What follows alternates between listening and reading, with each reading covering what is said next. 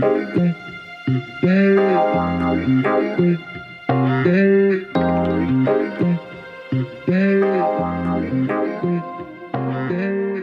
is Heart of World Review Show, and this is your host, Julian Gorn. And I am your other host, Christopher Hopkin. And today we will be talking about legendary Japanese director, Akira Kurosawa. Chris, would you like to introduce Mr. Kurosawa? I sure would. Akira Kurosawa is a really amazing filmmaker. He has been working both in black and white and color. He's been working since the 1940s, and he's one of the most prominent film figures in Japanese cinema. He is highly influential. Just in cinema, period, I'd say. Oh, that's definitely true. He has been heavily influenced by the West, but he has also definitely given a lot of influence to us here in the West. He was born in 1910, so before World War II. He was born in Tokyo, a very large family. He was inspired by his brother's interest in Western arts. He loved Western literature, and he actually became a painter. He went to art school for painting, and after graduating, his brother, who loved film, actually passed away, and he was very inspired. So in 1930, he becomes an assistant director before making his first film, sole director, called Sanshiro Sugata in 1943. Which was a big success. From there, he continues making films almost constantly throughout the 50s and a little bit in the 60s. But after directing Redbeard in 1965, I believe, he goes down for a little bit because he has a lot of trouble getting funding.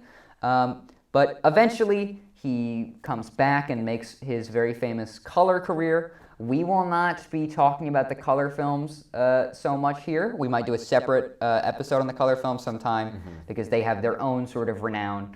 But after his color films, he wins a couple awards and he passes away in 1998. Yeah.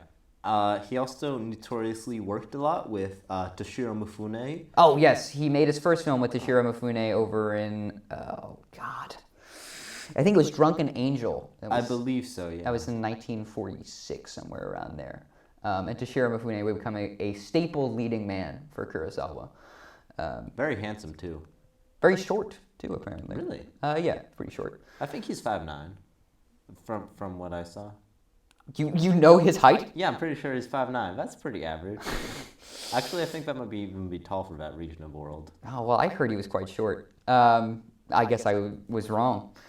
Okay, so we will be starting with his some of his more famous works. We're going to be talking about his career with the samurai strain of films.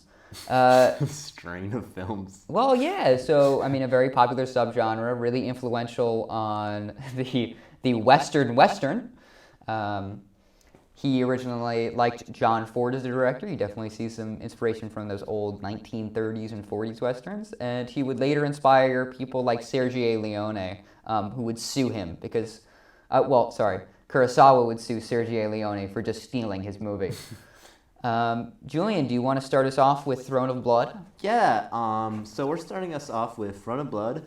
Throne of Blood is, I believe, from 1957. And it's a samurai film by Akira Kurosawa, and... Really? Yeah. Oh. And it's basically an adaptation of the book Macbeth. I don't know. Which you're currently reading. Yes. And did you just finish that? I have just finished just a little bit ago. And it's a decently faithful adaptation, but obviously instead of like old English people, there's samurais. Yes, it's an adaptation that takes place in feudal Japan. A lot of the plot elements, of course, are kept the same, but otherwise feudal Japan style. And I think it's definitely one of Kurosawa's, I think, less like maybe historical films. It's very much based in like spirits and stuff, because that's what Macbeth is based on, but. Basically, it follows the plot of these two samurais who did really well in battle and are greeted with a spirit who tells them a prophecy that they will be promoted and it will end in blood, more or less, I'd say. Yeah. Do you wanna spoil these movies? Do you wanna? Let's just give like a vague like what it's about. Yeah. Okay. That's what you just did, right? Yeah, that wasn't just spoiler. But Okay. just, like, No, I'm just saying. So, yeah. I mean, what did you think of this one? How did it stack up with the other ones? I thought it was actually. It's funny we picked this one to start with. Yeah. This was probably my least favorite of the series. Honestly, I still loved it. I thought it was a great film.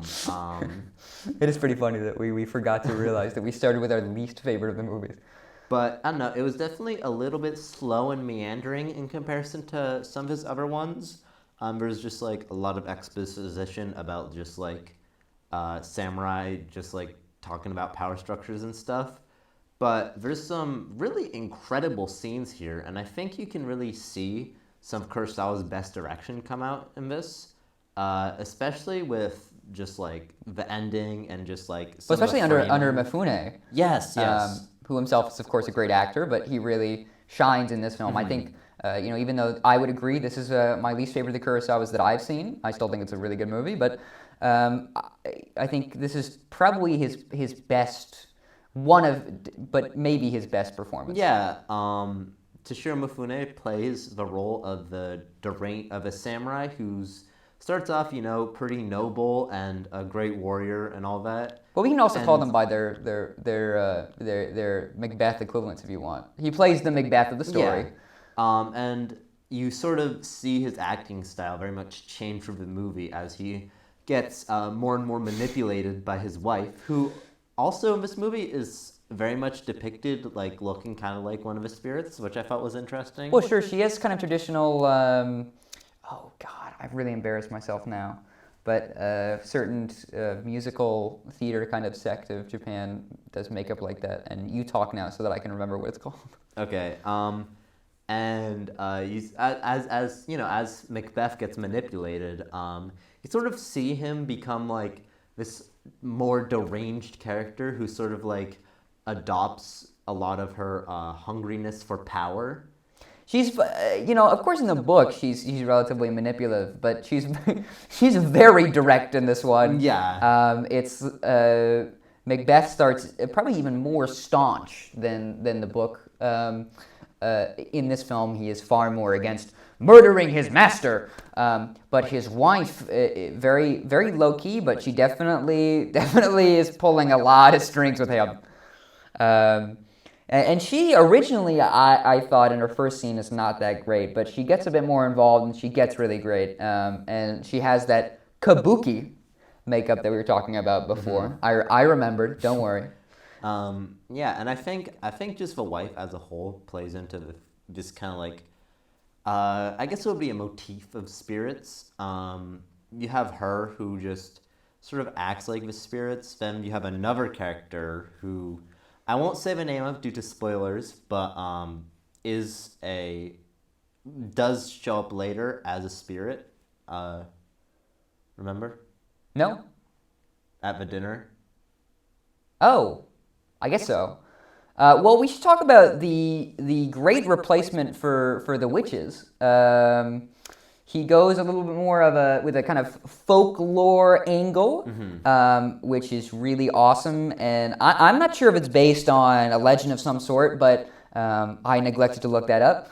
But it is this one old man who is living in this tiny little like string house, and he has this little like yarn. It's really just wonderful. It works visually, and the performer is really great and very, very sort of dramatic in the role, Yeah. very kind of old sounding. I know Rashomon also had like a very similar kind of spirit character, which I think is interesting. Now we haven't seen Rashomon, but That's a sad overlooking on our part. yeah, you should. If you haven't seen it, you should. Supposedly really good movie. Yes, we must attest we are not experts in all things Kurosawa, but we try our best. But anyway, want to talk about a bit about the ending? The ending is great. The ending is a bit different from the book. I won't spoil it for poor Julian Yeah. Gorn here, who doesn't know too much about Macbeth. But let us say that one of the prophecies is not here. Actually, he changes some of the the later half prophecies to be more violent. I think it's some of the best writing that you see throughout the film.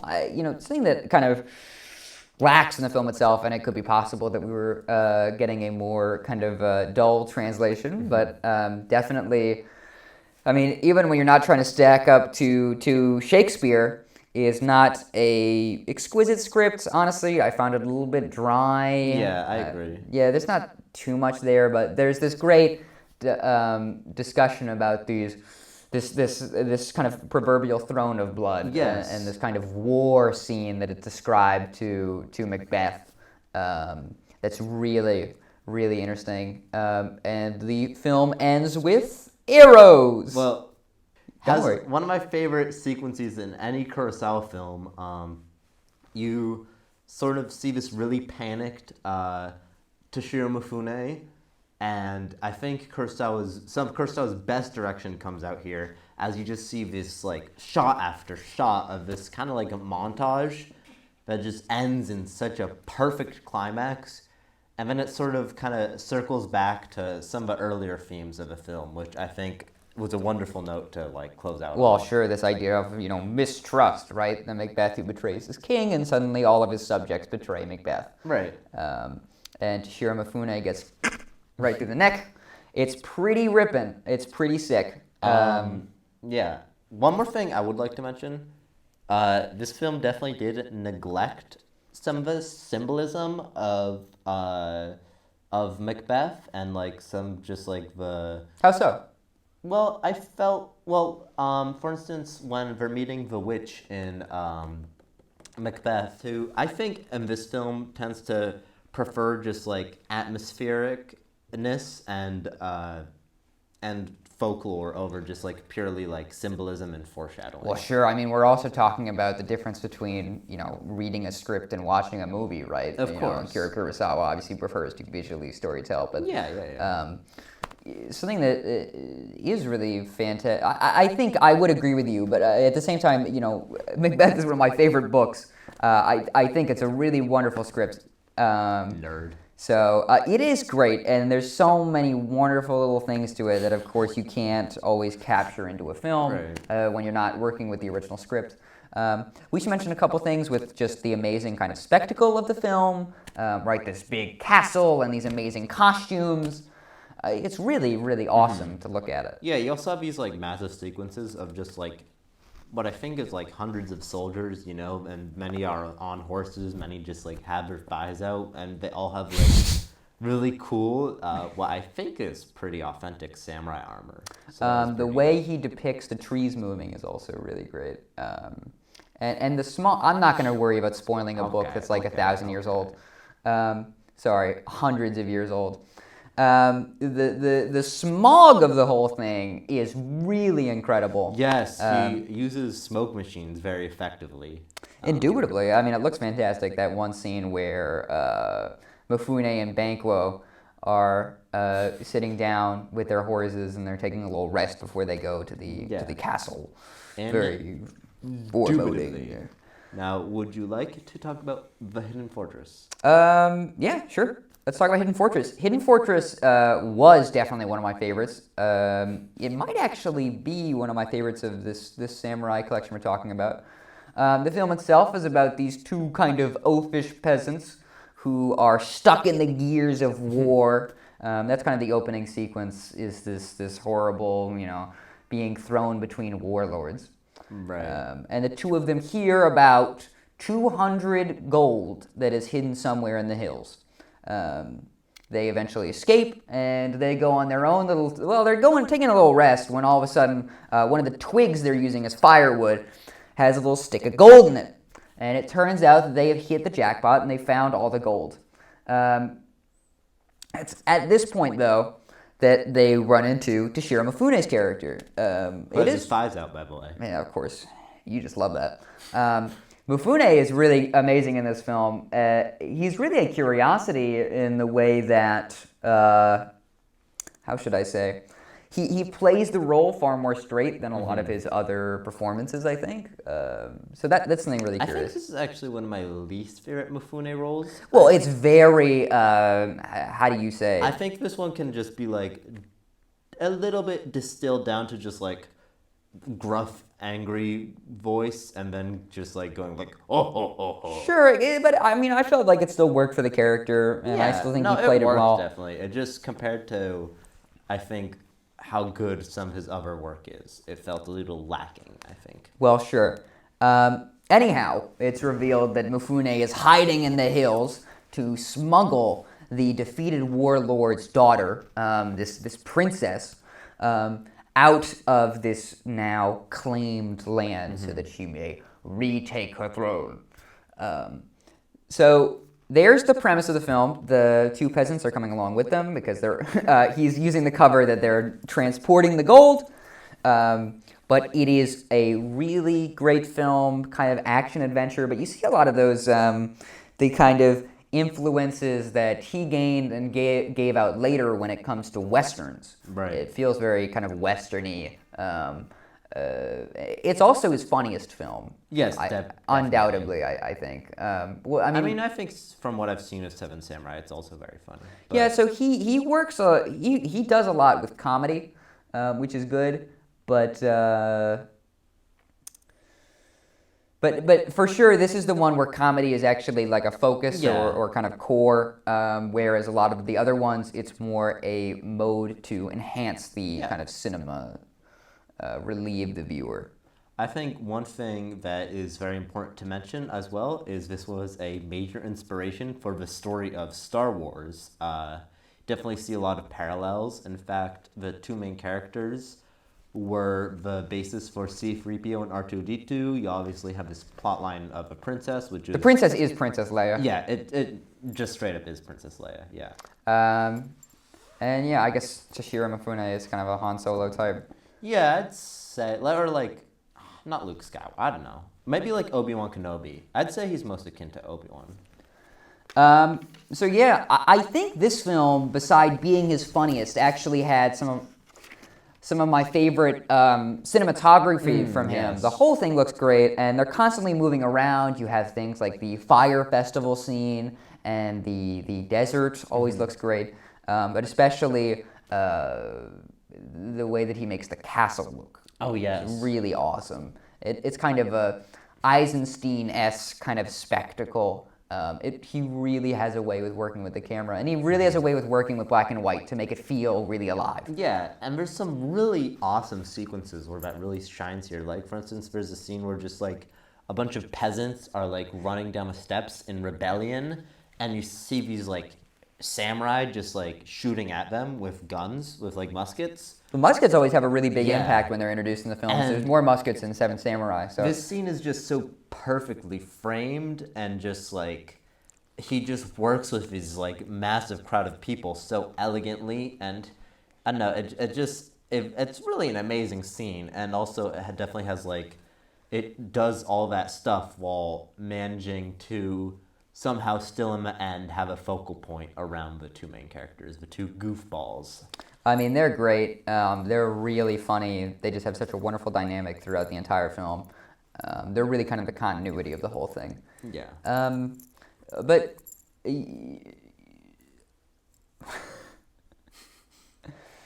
yeah, they're great. Let's talk about a different character. On their adventures, because they go on various adventures, the whole thing is very themed moving between different scenes and ideas. So it's very kind of sequential, which makes my one problem with the film, even though I think a lot of it is so much fun, I do think the pace can get a little bit slow, and you can think like, okay, let's just drag it on a little bit. Just because a lot of it is going from one scene to another, and the same mischief of, they have some kind of trouble with the gold, and they get in trouble, and they almost get caught, and then they run away. But I mean, it stays funny, but it also can get a little grating. You also definitely see this dynamic between them, where they just kind of like argue over gold and hate each other, but as soon as they like get separated, they realize how much they need each other, and we should still be friends in heaven. Yeah. They're actually very much, I'd say, codependent characters. They can't really do anything or survive at all without the other. So yeah. But they're really funny. They're just wonderful. But I think at one point in the film, they go to this kind of inn, and they meet this kind of slave girl who's bought from the princess's original homeland. And the princess insists that Toshiro Mifune spend some of their very low sums to buy her, to save her. And the arc with this slave girl is really fantastic. It's very emotional. She plays a really selfless character and one who is very invested in the princess. Right. The princess has to play a mute throughout the film, which can be a premise for some of the more comedic scenes. So there's just another thing. I did want to talk about this incredible spear fight that takes place in the film. It's probably my favorite fight scene that I've seen from Kurosawa. It feels really jam-packed with action, really dramatic. It just really works on a lot of levels. And I think the score here, I'll talk more about the score with Seven Samurai, but the score here is also pretty good. But this spear scene, if you're going to watch anything that we recommend today and you're really lazy and you don't want to sit through any of these, long Japanese movies, then I think this spear scene is definitely what you should see. Yeah. And it actually sets up this character who comes back later and has this little redemption arc. Yeah. That's really sincere. But this whole spear scene, it starts with comedy with him like pushing down the spears to check which one he can actually use, which is pretty funny. And he bumbles into this fight, and they're fighting they're fighting out in the open, and you see these great movements. It's very, very thought out. And then they move behind these kind of black, I don't know what you would call them, maybe flags, maybe carpets, whatever you want to call them, and they're cutting through those, and it's all very dramatic. I think it stays very tense, even though it is a little bit of a longer fight scene than what our Western tastes are acclimated to. No, yeah, I agree. But yeah, it's really great. And he shoots a lot of different locations. That's another thing. But he always keeps it really lively, and he always is able to play to their strengths.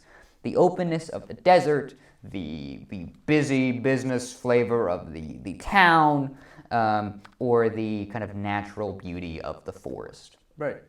Or the foreboding nature of the castle. So, there's just a lot of great things to see in Hidden Fortress. I definitely think if I was going to recommend one of these movies to somebody, after Ikaru, I would recommend Hidden Fortress because I think it's just so much fun, and it really is kind of one of the slept-on Kurosawa movies. All right. So our next feature that we're going to talk about, Seven Samurai. Now, we were planning to watch this one. Julian had to miss it. I won't talk about it for too long. I think there has been so many things that have been said about Seven Samurai. Yeah, it's his most famous film. By far. But there is some really good stuff in it. So, I would be remiss to not talk about it. The score is amazing. It is his longest... I think it's his longest film. I think so. Is 3.5 Is Ran hours. Longer? I don't remember. No, Ran is 3 hours. This is like 3.5. Okay. Well, this is about 3 hours and 20 minutes, so it's quite the investment if you want to see it. But it's regarded as one of the best films of all time, and most people see it as the best Kurosawa. I could see what they're talking about.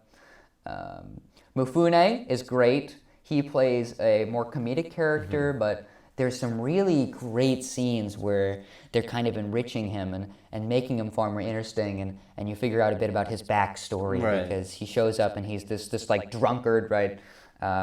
Big joke. But he really grows on you. Lord Kiguchio, that's his name. I wrote it down because I thought I needed it. So Mifune is fantastic. A lot of the samurai are great, and they're all given adequate time so that in the kind of final sequence, when you can tell that they're really in danger, you really get that emotional and dramatic weight. So I think everything is really given its proper time, and it's not even a thing of like pacing. It really is in that prime zone where you feel like all the elements have been developed to the proper length, but not kind of over ripened and gone over there. Which is kind of hard to do with a movie that's 3.5 hours long. Totally, because you would think that everything goes on too long, but that's just not right at all. Right. There's a great kind of love plot, which I had completely forgotten from the first time that I saw the film, that really stuck out to me this time. and I found always really emotional and really fascinating. It's with one of the younger samurai who is a student of the older samurai, which is played by Shimura, who is an actor that Kurosawa really loves. He never really put him very often in the leading man, with one notable exception we'll talk about later. But Shimura just will appear all the time in the background. Right. He's the older samurai, the first samurai in this film. He plays the police chief, who I don't think has a speaking line in High and Low. He has a speaking line, the police chief. Not the main lead investigator, just the guy. He's a guy who sits in the background with a fan and glasses. I think he was there. I remember him having the line. Okay, but very, very small role. He's also in The Bad Sleep Well as the big bad's kind of henchman. So he shows up in a lot of these. Oh, and he's the Macduff type in Throne of Blood.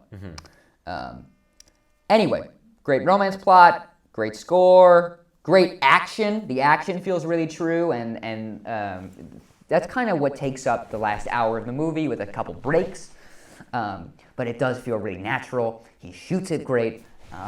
At the beginning feels really desperate, not of the action, just of the whole movie. The beginning just feels really desperate and emotional, and it's really drawing on great things that are built back into the end of the film. And the final end of the film, the last little 5 No, don't spoil it. No, I'm not going to say it, but are really emotional. You really see what the film is going for. Kurosawa considers himself a pacifist, which is quite funny because now he is so renowned for his violence. But you really do see the messaging of kind of the dangers of playing with war. Right. It's a really touching end. Yeah. So let's move on from samurai. Let's talk about bureaucracy. I would like to talk about Harakiri. Oh, all right, Doc. So, so now this isn't a Kurosawa film, but I did recently see another samurai film from the same era, which I feel like is kind of interesting to compare to Kurosawa's style. I totally agree with you. It's called Harakiri. It's about this samurai who, in an era in which warlords are being targeted by the Tokugawa government, many samurais don't have employment, and there's this trend of samurais going to commit seppuku, but then using that as an excuse to ask for money and not actually committing seppuku. And so you see this samurai who's down on his luck. He's been unemployed and in poverty for the last however long, and he goes to commit seppuku, and you sort of then see this examination into his life and the foundations of the samurai code. And I think in comparison to Kurosawa, it's a lot more tight. I find Kurosawa, especially his samurai films, to be a lot like go on like more tangents, be like a little bit more over the place. This felt a little bit more looser pacing. Yeah, wise. a little bit more loose pacing wise, which both have their merits, but this just felt like clear, consistent, and I felt like the pacing just felt like really kind of perfectly curated in a way. I'm told that it also has a little bit more action than the typical Kurosawa action movie. How would you say that the action itself, like directorially, kind of compares? Now, I think the action is perfectly done in this film because it's actually most, if not, I think most of the action is saved for the end of the movie. So you just sort of have this kind of like, it's kind of like at the pinnacle pacing wise. So, you have this excellent pacing which kind of like ends or not necessarily ends, but is followed by like some really well done action. And are they kind of bigger, more dramatic fights, or are they very, very refined and very tense? Both. Okay. I will say there's some excellent stuff with like wind used. There's one of my favorite fight scenes in any movie, which is, I won't spoil too much, but it's this duel with a lot of wind involved. And I don't know if any of you have played like Sekiro, but it reminds me of a final boss fight from that game. And you just sort of have this beautiful, like perfectly like choreographed fight with. And there's a few other fights including a much bigger fight, which I won't spoil, but For the most part, this is sword play, right? that yeah, you're talking it's mostly sword play. There's one exception, which I won't get into, because, yeah. So, when we're talking about this kind of from a director's lens, you see that Akira Kurosawa really likes to move with the camera, right? He likes to keep things for longer takes. How does that stack up to, this is directed by Kobayashi, who also did the Human Condition trilogy, right? Another renowned filmmaker. I'd say he definitely holds the camera a lot. There's definitely some longer shots. There's quite a few shots that are just like shots of a courtyard and of just like characters and them just kind of like talking, but he always makes it engaging. But there isn't actually that much dynamic camera use. I think most of the shots are framed singularly, like they're not moving cameras, which is kind of interesting. Okay. But Yeah, that's pretty curious. Yeah, I think that does change up a little bit in one part of a movie, but otherwise it mostly just stays true. You also see that Kurosawa is very careful with where he wants to place music. How do you think that plays with Harakiri? Do you think music is more direct? Very much same thing as Kurosawa. Okay. I think the score of this, I especially liked because it was all classical Japanese music. Oh, you hear a lot of the sound of the samisen in a lot of Kurosawa films. Yeah. Directly kind of to disconcert, I do believe. But this was like, it definitely went a bit more with it than I've seen in Kurosawa, where it's just like, that was solely what the score was. And you might think, okay, that might get a little boring, but not at all. And I think that some of the classical Japanese instrumentation is used to create these like perfect emotional moments, I think. But yeah. That's really awesome. Would you have any last comments on how that's stacked up? You've also seen Sancho the Bailiff from Obayashi. We both saw that. Yeah, that's true. So how would you say that Obayashi compares to Kobayashi or to Kurosawa directorially? Well, I've only seen Sancho the Bailiff from him. That's like, how would you say that Sancho the Bailiff stacks up to Harakiri or Akira Kurosawa's movies? I think that Sancho the Bailiff is much less focused on action and agreed is just a lot more focused on purely these emotional moments. For me, it felt like just kind of like this emotional backslap just after emotional backslap. It was just like very emotionally relentless and a deeply sad film, while I think you definitely get that in some Kurosawa or in a bit of Harakiri, that's not as much of the focus. I would say that Kurosawa does play a lot of emotional moments, but you definitely do see that it's shared between comedy and action, and your typical ploys for keeping an audience engaged. Whereas Obayashi is far more reliant that especially with how slow he kind of faces. Right, it's the entire Sancho. movie. But definitely focus on specifically emotions. I think also Sancho the Bailiff has like, I don't know how to describe the cinematography other than just different. It felt a lot more focused and kind of framed within nature, which Kurosawa definitely does. Not as much Kobayashi, except for like maybe a couple shots. Okay. But it felt like nature was a major focus of this film and sort of like how humans interact with it. And just purely in terms of like cinematography. Yeah. Well, let's get to what everyone's waiting for, which is talking about bureaucrats. I love bureaucrats. We'll be beginning with The Bad Sleep Well. This is the film that I think made me really fall in love with Kurosawa, because I think it's... It was also my first Kurosawa film, so I'd say the same. But... Since I'd seen Seven Samurai quite a bit earlier, but my taste has changed, and I liked it a lot more this time, so... originally, I thought it was just pretty good, but this really kind of showed me the kind of height that you could get from Kurosawa. Yeah. I must admit, I was asleep for like 10 to 15 minutes.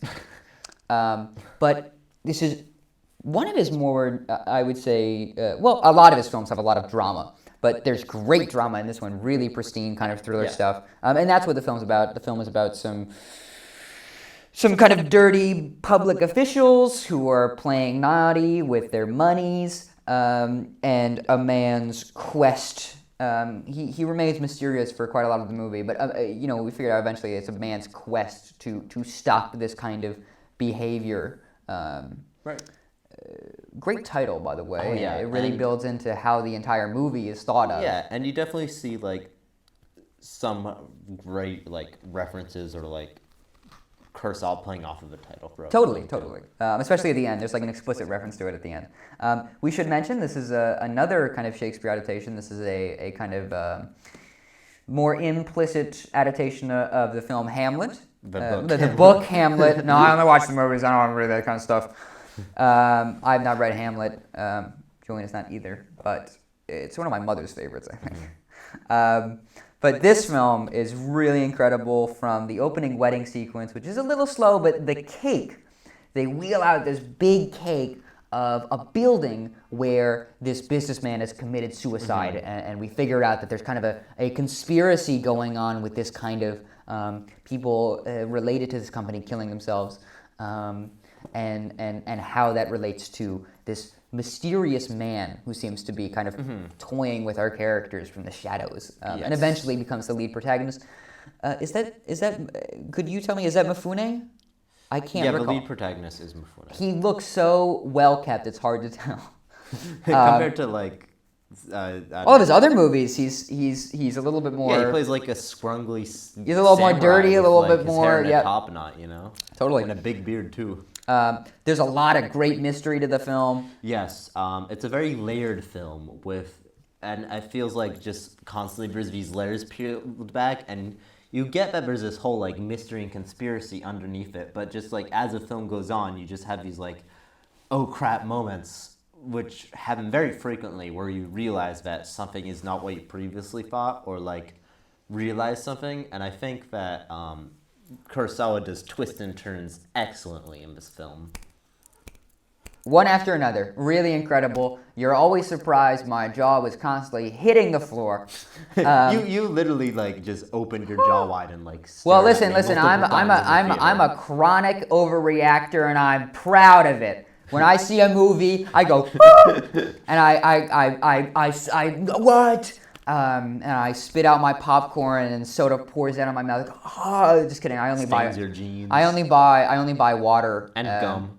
I eat water and gum. That's my. He has to chew gum so he doesn't fall asleep during the movies. Well, listen, you fell asleep during Hidden Fortress, and you're trying to pretend like you didn't. And it was a deep. I will tell you, everyone. We're taking a detour. We're taking a detour right now, because that was the deepest sleep I've ever seen a man in.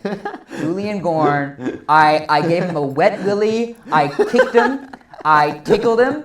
I put water on the back of his neck. I tried like hitting the back of his head a little bit. The only way to wake him up was just completely and he was not a good position. It was this.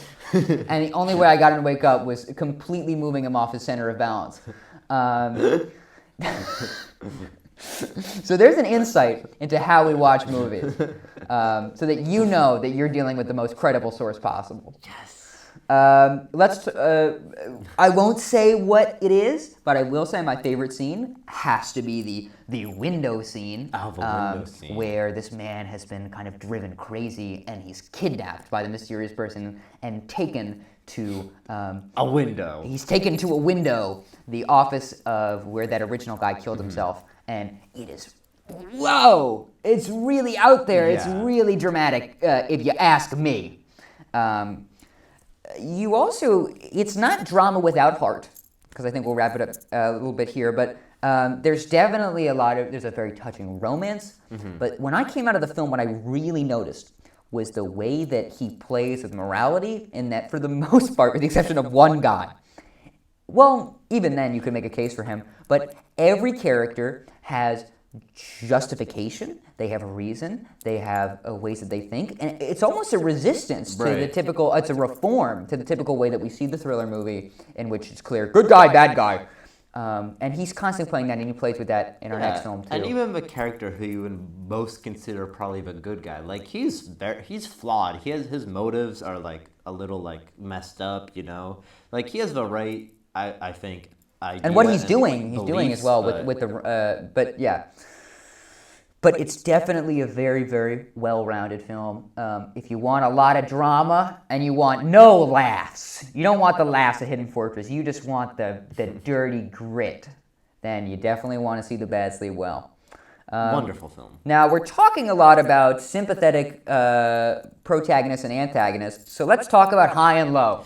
Yes, this was my favorite one of the series, actually. And High and Low is a crime thriller, actually.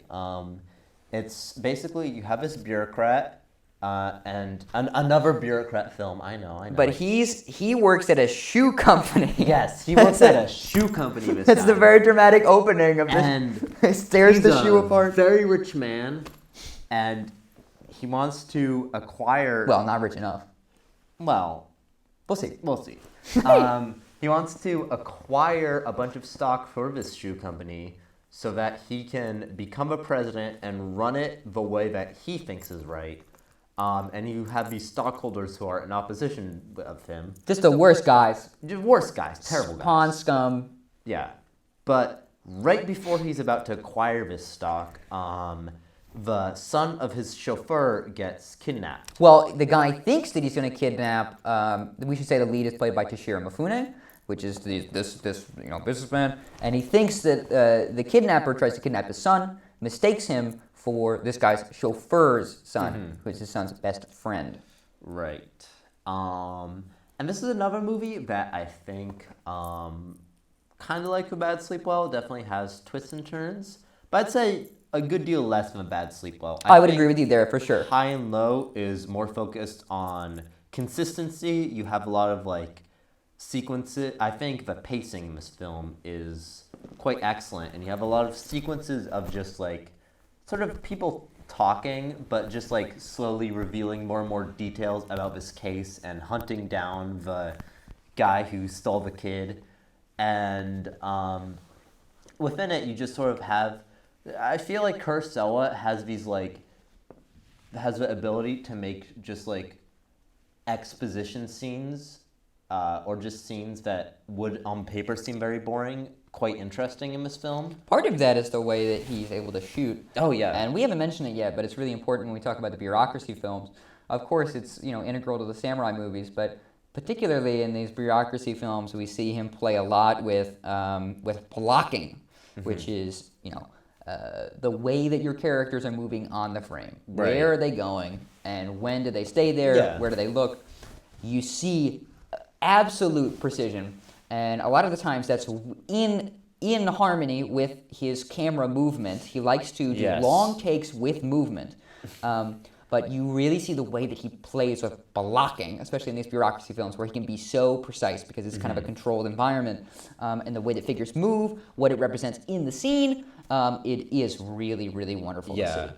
I will also say that this especially plays into the idea of blocking, but there's many scenes of just a bunch of dudes crowded around a telephone or a table, just kind of sharing details and just all so intensely ingrained in this case in their own ways, and I think that's really played off perfectly. It's a great sequence, and we keep talking about these, without saying it, different framing devices.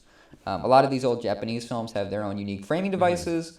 Akira especially does, that are based on reflecting and then getting a little flashback as they're narrating, and that works particularly well in the next film that we'll talk about. But. Right.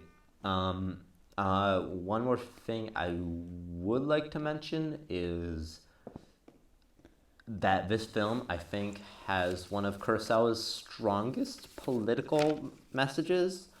You sort of see the film take a anti-capitalist... I mean, there's very much anti-capitalist themes throughout the film. It's especially in the way that he depicts both bureaucracy and business. Yes. I think we especially see it in Toshiro Mifune's assistant in the film, who is kind of looking to become the new executive of this shoe company. But the way that he likes to depict businessmen as these most slimy and loathsome and lonely people. Right. And the way that he depicts how business consumes our lives is really integral to a lot of his philosophy, especially because he's coming from a culture that is so obsessed with work. I mean, work is integral to like the Japanese ideology, inheriting your father's business, becoming an apprentice, right?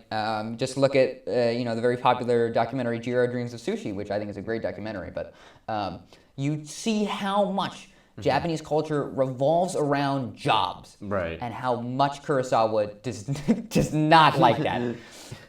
It really does feel kind of radical in that context. Also, you do definitely see some like dogma, and like you see a lot of like very dogmatic, idealistic sort of like this very dogmatic, idealistic vision of justice that just sort of like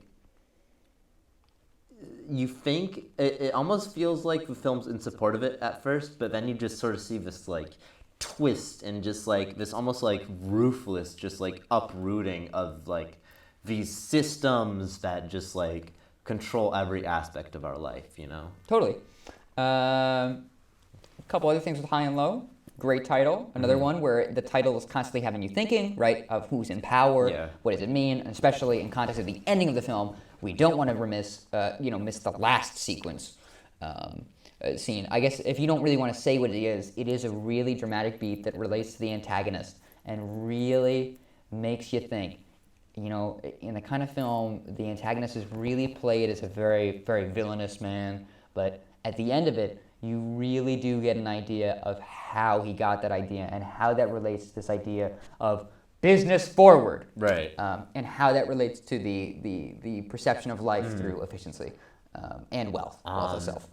Class struggle. I also want to say this is a film that plays very much with locations. First hour of the film is almost, I think it's almost or like entirely shot in the same location. And I think that's the strongest part of the film, actually. I think that's the highest dramatic part that you get. Yeah, I think so. With the exception of that last scene, I think the entire first act is so incredible, insane, really awesome.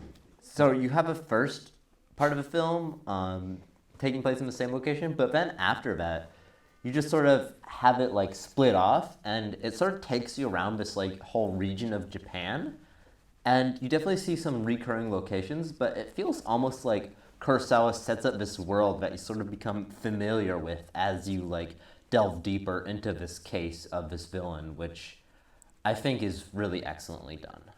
Totally. All right, well, let's move on.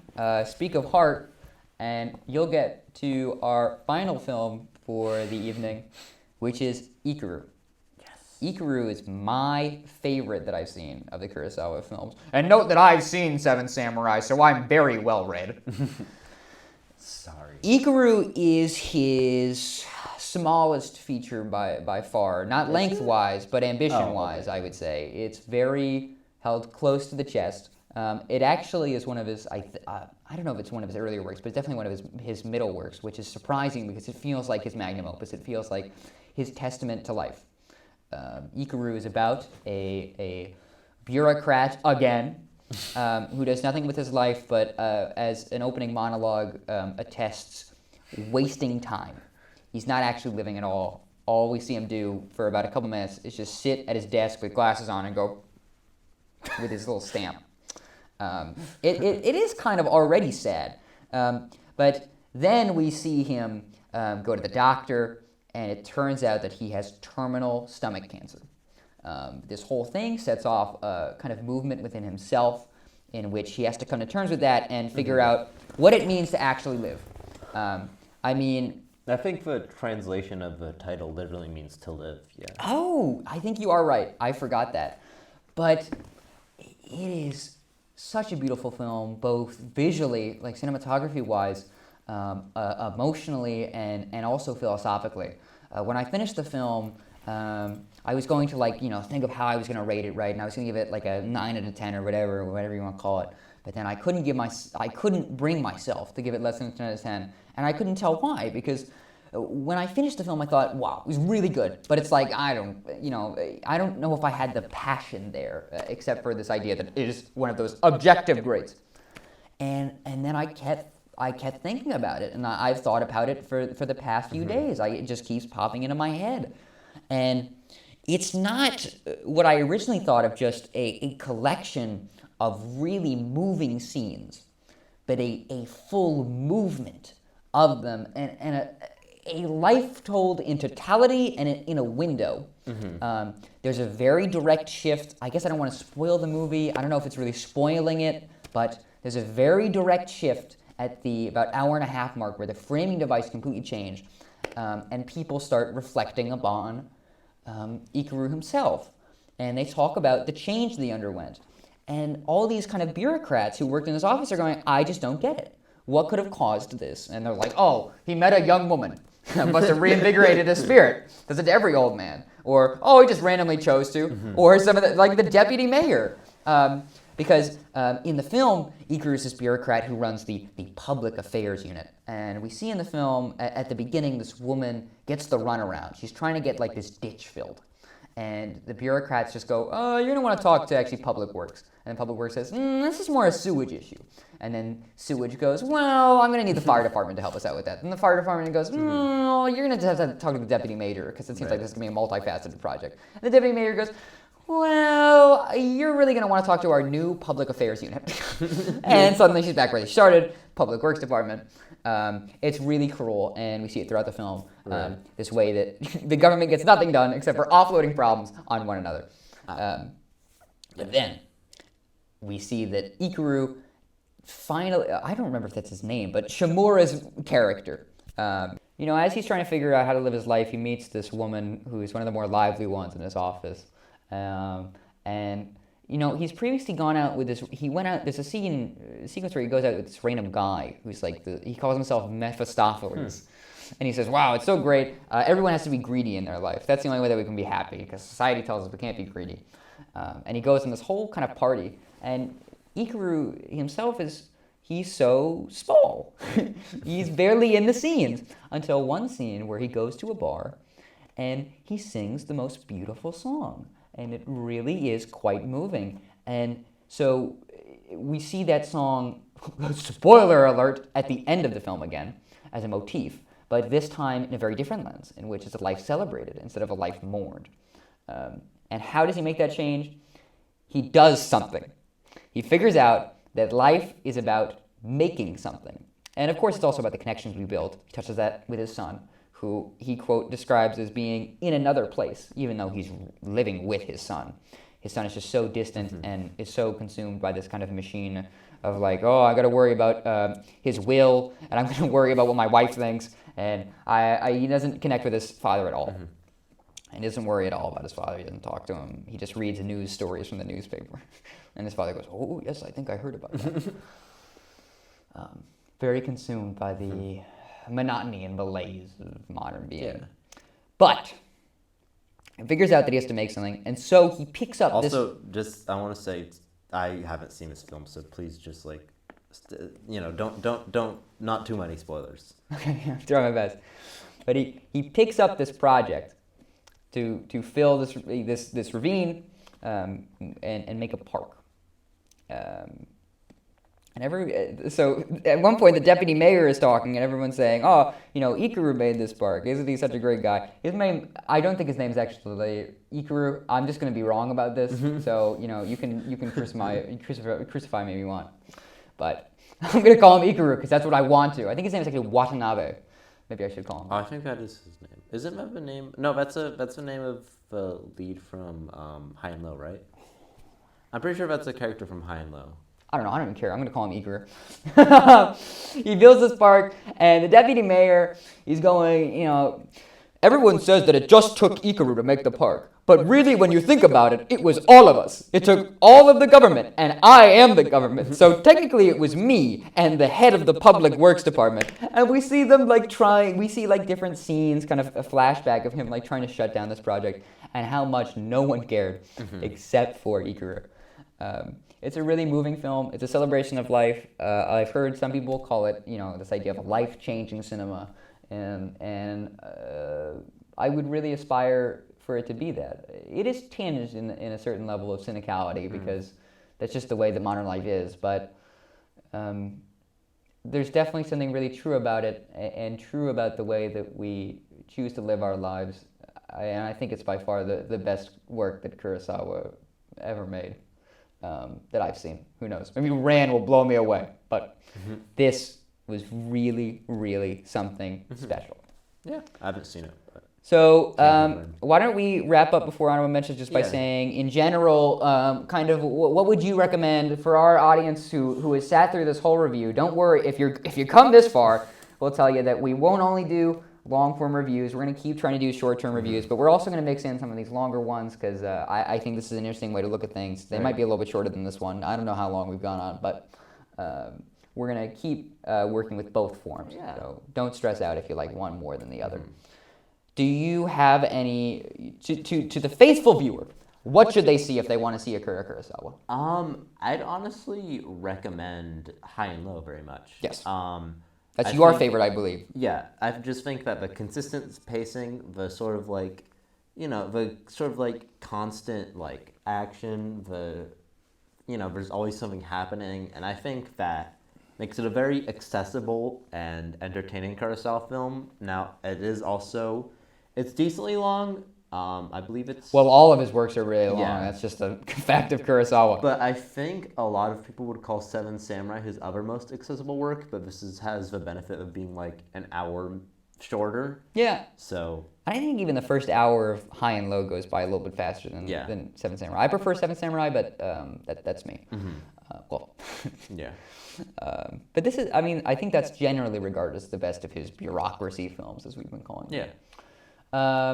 I would say that you would either try not High and Low, Hidden Fortress, because I think that definitely fits kind of Western tastes. It's very action-adventure comedy. You get all the things that you could want. Very funny. You get a lot of different touches of Kurosawa. You get his funny side, you get his dramatic side, you get his amazing cinematography, you get his... there's some great blocking in there. You get his blocking, but then I would also recommend... of course, I did really like The Bad Sleep Well, but I think Hidden Fortress is an even better representation than that.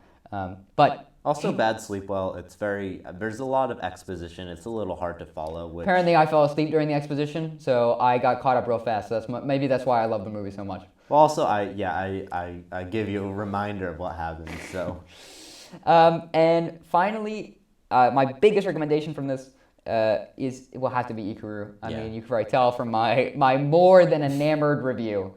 But Ikaru has really, really touched me, and I really think this is one of those kind of required reading material films, even if it is a longer film. I really think that you should try it, and you should stick with it. It's also one of Kurosawa's shortest films, right? It's like an hour and a half, I think. No. Oh, really? It's like 2 hours and 20 minutes. Okay. Well, there we go. Huge win! Okay, let's... Wait, want to do a quick rating for each of the films we saw? Each of them? We don't have to just like... All right, what are some of the ratings you throw them out? Okay. I gave Bad Sleep Well a 9 out of 10. I didn't rate Hidden Fortress because I was a little bit tired. a little bit too tired. That's an understatement. I gave High and Low a 10 out of 10. I gave Throne of Blood an 8 out of 10. And while this wasn't Kurosawa, I also gave Harakiri a 10 out of 10. Just, we were talking about it, might as well give it a rating. Sure. It was excellent. So I've seen a lot of these films. I'm not going to rate them all. I will say Seven Samurai is great. I'm going to give that a 9 out of 10. Bad Sleep Well, another 9 out of 10. Hidden Fortress, another 9 out of 10. And then I'll of course have to, I don't say this lightly, but Ikaru is a definitive 10 out of 10. Mm-hmm. Do you want to do real quick honorable mentions? We only need to go for a couple minutes. Yeah. Honorable mentions. Obviously, I feel a little weird constantly talking about this movie on a Kurosawa episode, but obviously Harakiri. It was probably, this is just me, but I actually preferred it to all the Kurosawa films, but it's regarded by many to be one of the best of all time. Of course. So, number 3 on Letterboxd? Number 4. Number 4. And also, I would like to mention The Dark Crystal, Jim Henson's The Dark Crystal. It's really funny.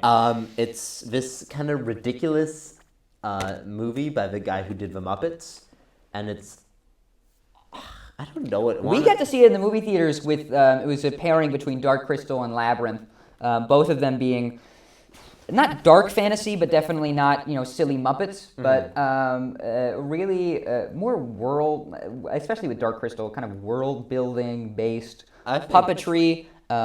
Really crazy. It's about these weird. So it's another like fantasy world, and it's about these weird bird people called the Skeksis. The Skeksis. Who go.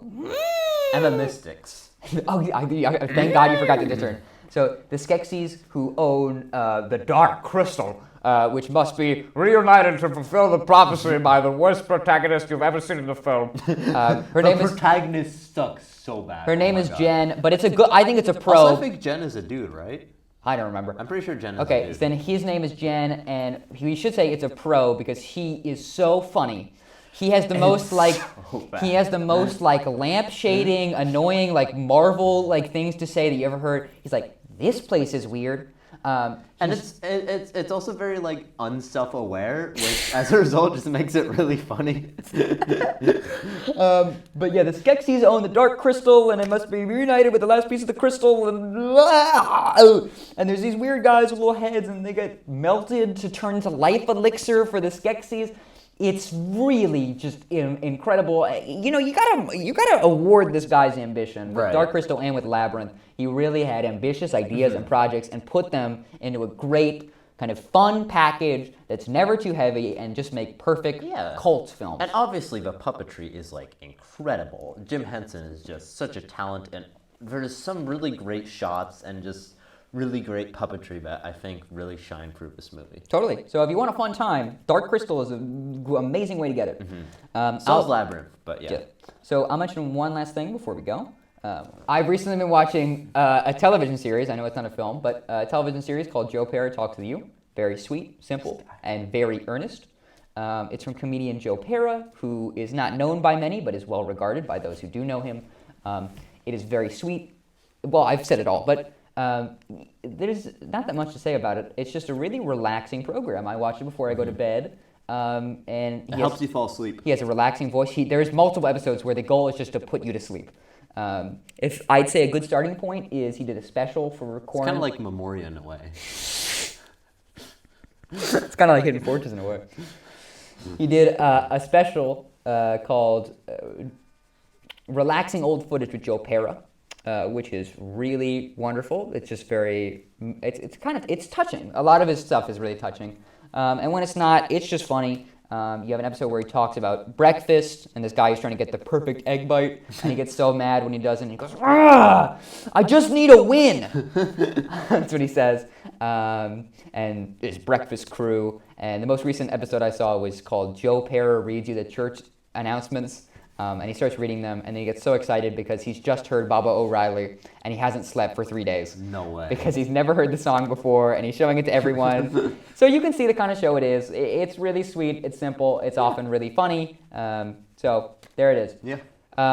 Now we have a couple ideas for what we're gonna do. We're gonna take a little break because we don't really have time to record. IP exams and everything. IP exams, couple of things with our showrunners. But we will decide what our next topic is from my magic notebook. So I got a couple ideas written down here, everybody, and you chime in if you have an idea of your own. We've been talking about possibly doing Pulp Fiction, Spirited Away, because I think a lot of people like Spirited Away. I wrote down just Wes Anderson, which, and I also wrote down Alfred Hitchcock's classic Vertigo, if you wanted to go a little bit more classical. I'm a big fan of all of these movies and the work of Anderson. What are you thinking? What are you feeling? I don't know. I feel like we don't really have a time for a full Wes Anderson episode right now. Yeah. And also, I don't know, I'm getting a little tired of Wes Anderson personally. A lot of what there is to say about Wes Anderson has already been said. Yeah. Maybe we can talk about it some other time. I would like to do Spirited Away, but also I like the idea of doing a full-on Ghibli episode at some point. That's true, but we could also talk about, we can talk about something like Ghibli after Spirited Away. I don't think it's going to be the end of the world. Yeah. We talk about Hayao Miyazaki or anything like So that. I think that one's a maybe. I'm not sure if I really want to do Pulp Fiction, and I like the idea of doing Vertigo. Okay, so you prefer Vertigo or Spirited Away? Because I kind of think Spirited Away would be better. But if you want to do Vertigo, I'll If do we Vertigo. could, you know what? I like Vertigo. I just thought that Spirited Away might be a little more. I'm fine with acceptable. either. If you want to do Spirited Away, that would be great. Well, you prefer Vertigo, right? So let's just do No, Vertigo. I don't really prefer Vertigo. All right, let's do I'm Spirited neutral. Away then. Yeah. Okay. Okay. I backed him into a corner. The only reason why I preferred Vertigo is just because I like the idea of doing a full-on Ghibli episode. We'll But we definitely can do do that either way. Then we'll have more options. Yeah. We'll be able to see an extra film Of course. instead of Spirited Away. Of course. All right, we'll be talking about everyone's favorite movie ever, Spirited Away. We're going to find something. Wonderful film. Well, he is correct on that one. We'll try to find something that no one has said about it before, which will be a Sisyphusian task. Like how it's about environmentalism. I didn't know that. Did you know it actually? I heard that it inspired Disney. That makes sense. Well, also, yeah. Okay, awesome. Well, thank you for coming along. Thanks for the longer ride. As we mentioned before, we're going to be doing long and short form episodes, hopefully. So no reason to worry if you only want to watch short form content, but somehow got to the end of this recording. We'd like to thank our department head, Dan. Woo, Dan. And yeah, are we cool? Yeah, we're cool. All right. All right. See you later, everyone. This has been Heart of a World. Oh, okay. You want to do the thing? Woo.